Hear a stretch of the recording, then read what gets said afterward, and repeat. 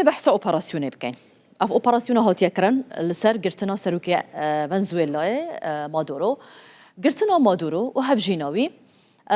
ساعت به اپراسیونه که هاتیه کرن سرس با هایرو ساعت دویان هاتیه انجام دان بدما ونزوئلا کتیدا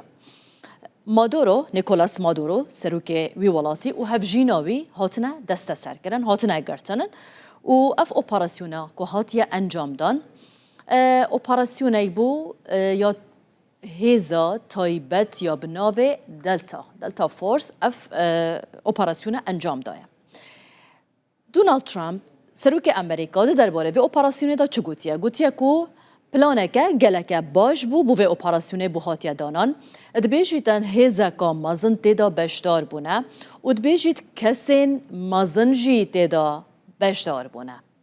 اف اپراسیونه یا نوازه وان پیک آنینه. لسر و مجاره و اپراسیونه وزیر دروی امریکای جی مارکو روبیو جی آخویه. گوتیه که مادورو دل امریکای بیتا دادگه کرن و دبیجید جی که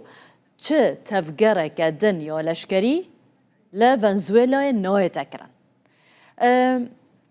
افتشتن کوبونا صدام توماتن کوبونا صدام بوگرتنا سروکی ولاتا که وکا مادورو ام ده بحث کین لی بریاوه ام ده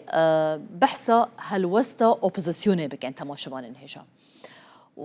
اپوزیسیونه دا بو خویا کرن وی ولاتی که وان چه دا خویانیه که فرمی لسر اف اپراسیون امریکا بحث کتن نینا و گود بونجی او دی کار بکن بو و گوهاستنا آشتیانه یا دا صلاته او اپوزیسیونا ونزوئلا بو تنه افدا خویانی حتی نها داینه لیل سر اپراسیون تشتک ندانه ام دبین سروان صدامن کو بوچی امریکای بوچی اف پیوندیت نو براوان هر دو ولاتان دا گلکتیک چویا امریکات بیجیتن مادورو دولتا مادین هجبرک و ادارت کت هر وها ادبیجیتن کو گندالی ده هالبجاردران دا جی کریه حتی کو او بیت سر حکمی اجبرویجی و گندالی کریه هر وها ادبیجیت او نروابویه چه مشروعیاتیوی یا اداره کرنا دولت نینه ابوان صدامان دوروجان بریانها جی سروک اپوزیسیون آخوی بو ده کنفرانسه که روشا موانی دا وی گود بو دما کار حکومتا مادورو بداوید با بگو تو بیجه بیان به هر آوائه که دی با گود بو که اول سرکار نامینه